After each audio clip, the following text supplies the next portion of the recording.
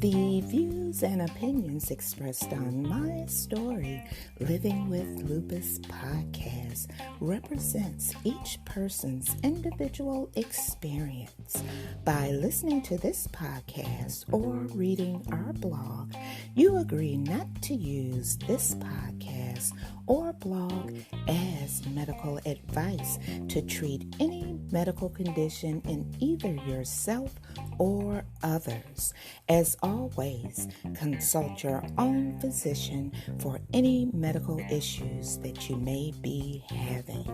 My Story Living with Lupus podcast is officially trademarked, all rights reserved.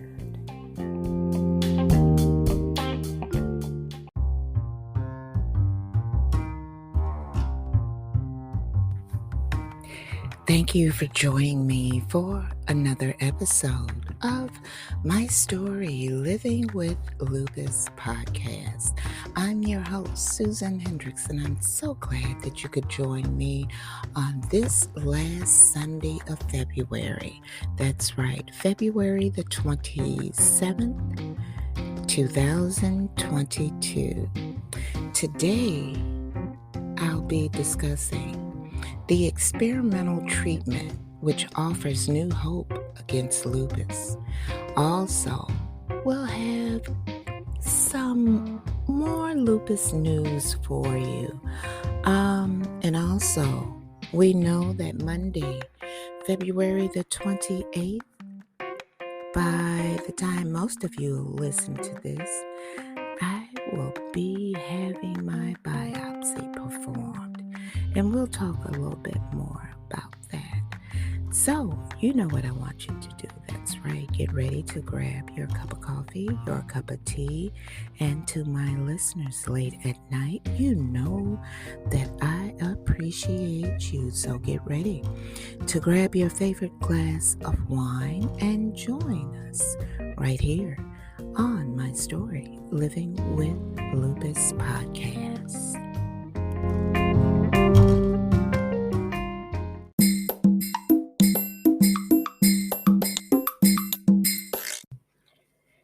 And I'm back talking about an experimental treatment which offers new hope against lupus. Now, this was reported back on May the 27th, 2021.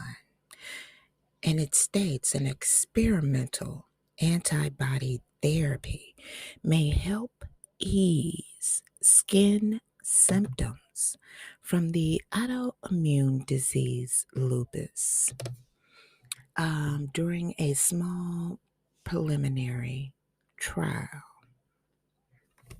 researchers found that a higher dose version of the drug spurred a clinically meaningful symptom improvement for 87% of patients after 1 month.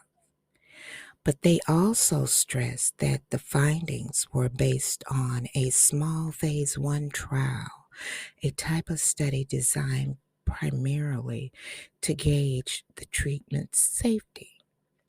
The safety findings were encouraging, and there were some hints of clinical benefit. Now, larger trials are needed to confirm that the therapy works. The drug known for now as VIB7734 is an antibody, a lab-made protein that acts like an immune system antibody. Such antibodies can be directed against specific substances in the body that are involved in a disease process. Lupus, we all know, is caused by an autoimmune reaction where the immune system mistakenly attacks the body's own tissue. The most common form is systemic lupus, which can spur inflammation throughout the body, including the skin, joints, kidney, blood vessels, and brain. Another form, called cutaneous lupus, affects only the skin, causing rashes and sores, often on the face and scalp. There are treatments for those skin symptoms, including anti inflammatory corticosteroids, anti malaria medications, which alter the immune response, and immune suppressing drugs like methotrexate.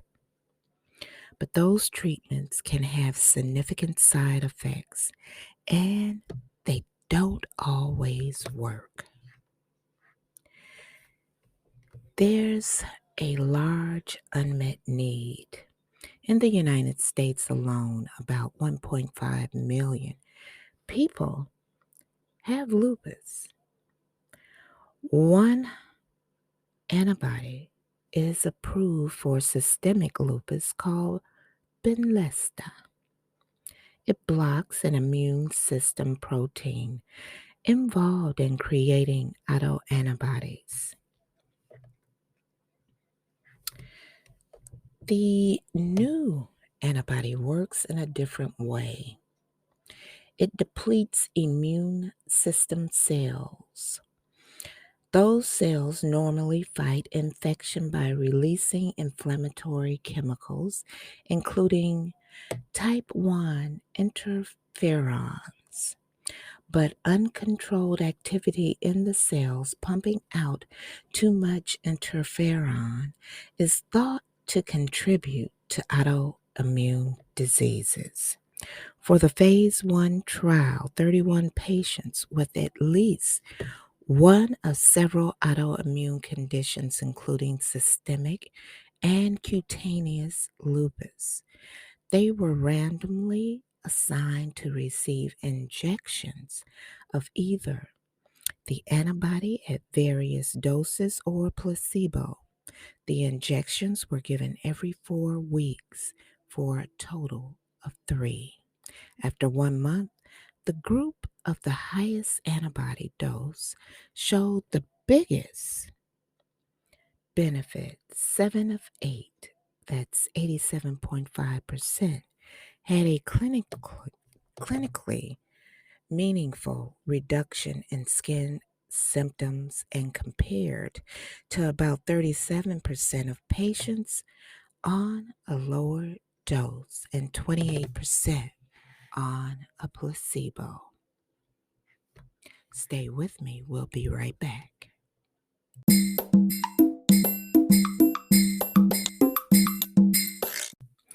I'm back. I had to step away because I started getting nauseated. I don't know if this is from my liver or what, but it has really been somewhat of a difficult time, but it is a situation that I'm dealing with. Let's get back to more information on the experimental treatment, which offers new hope against lupus. The findings were published May 26 in the journal Science and Translational Medicine. Dr. Donald Thomas, a rheumatologist who was not involved in the study, sounded a note of caution. Over the years, various lupus therapies have initially showed promise only to disappoint in late stage trials.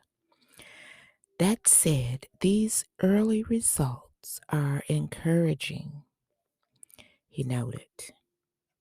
If they bear out in phase 2 and 3 trials, this would be a game changer, stated Thomas of Uniformed Services University of the Health Sciences and Arthritis and Pain Associates of PG County in Maryland. Now, cutaneous lupus can take a toll on patients' quality of life, Thomas stated, with some having hair loss and scarring from skin lesions.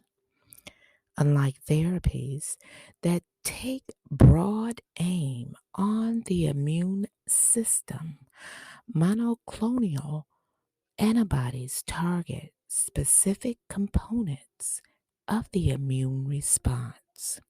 That means they may have fewer side effects and be more effective.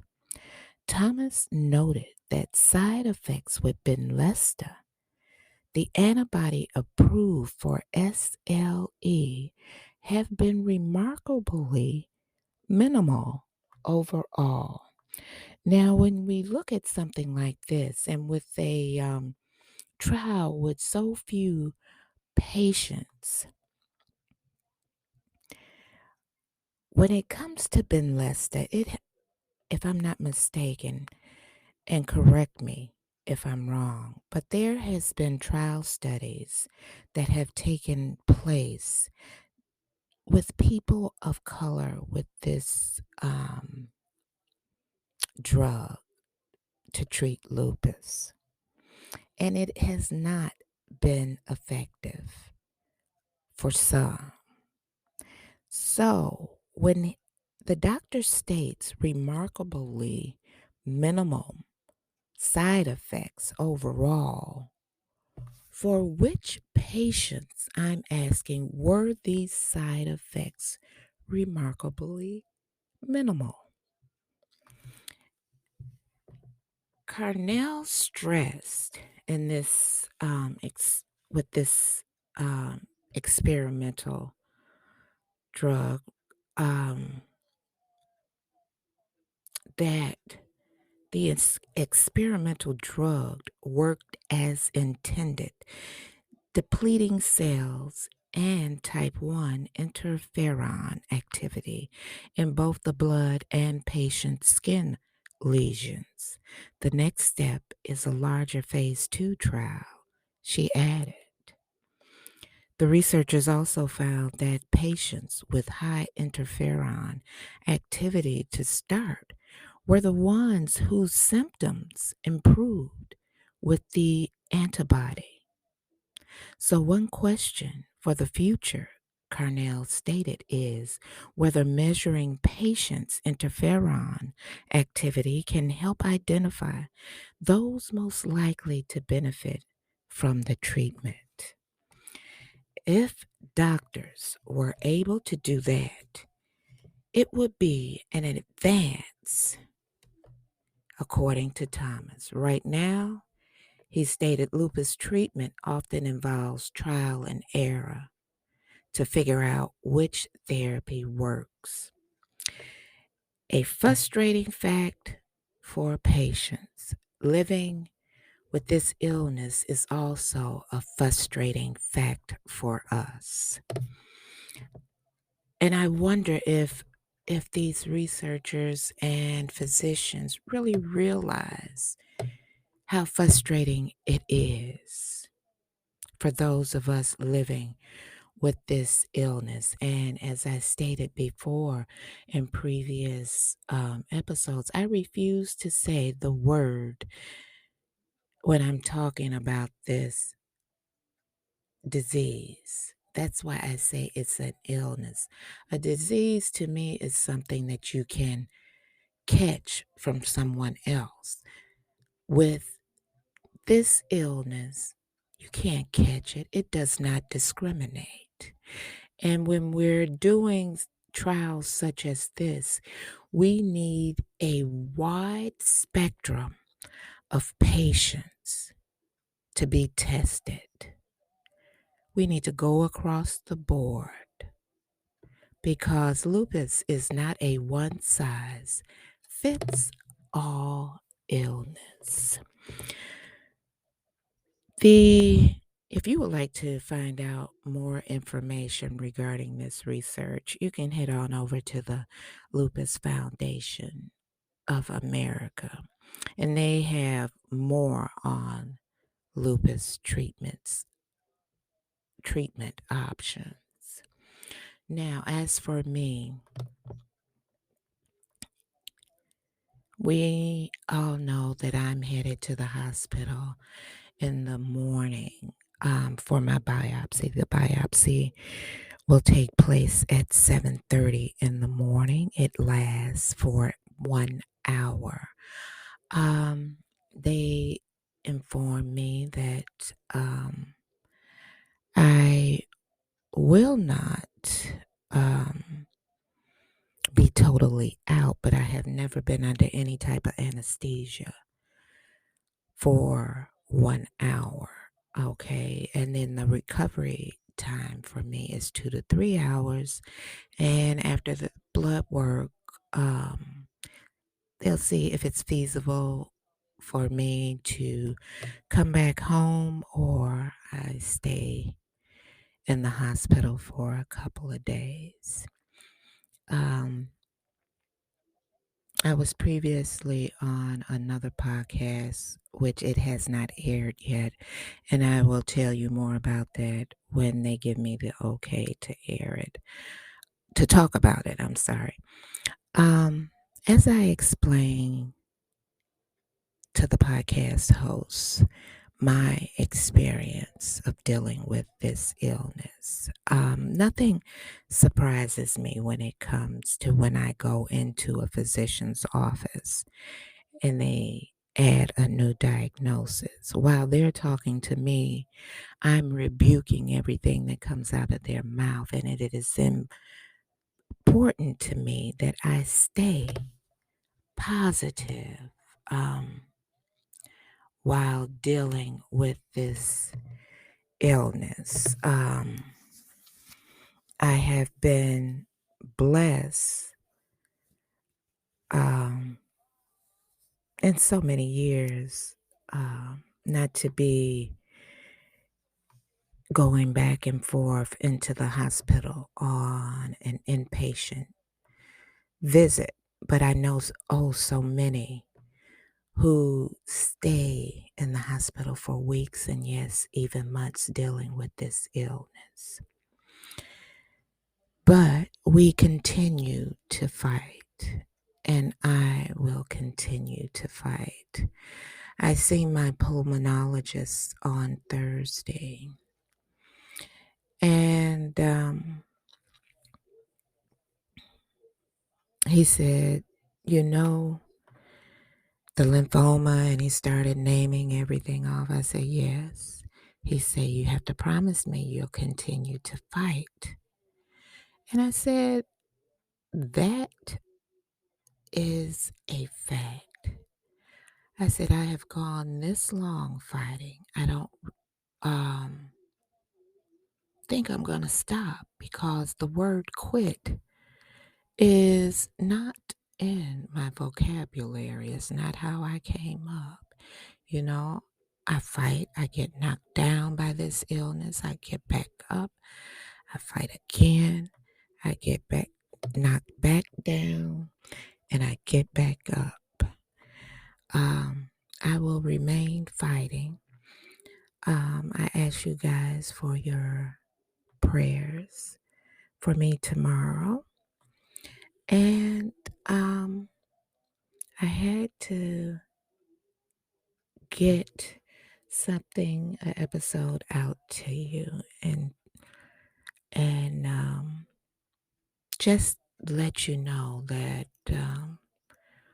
once I get straightened out, I will go back to my regular schedule of every Friday. But right now it's been a little hard on me, but I continue to go. So stick right with me, and I'll be back for closing remarks.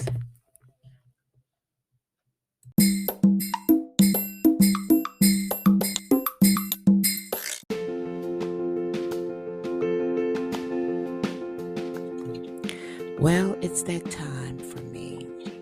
Yes, that time for me to go. I have an early call in the morning. I will be I had to be at the hospital by 7 o'clock because the procedure is scheduled for 7:30. But I want to leave you with this. We keep moving forward, opening new doors and doing new things because we're curious, and curiosity keeps leading us down new paths. But if you can't fly, then run. You can't run, then walk. If you can't walk, then crawl. But whatever you do, you have to keep it moving forward and not give up. I'm Susan Hendricks, your host for my story, Living with Lupus podcast. I'll see you guys next Friday. Have a peaceful, prosperous, and productive week. Everyone, stay safe.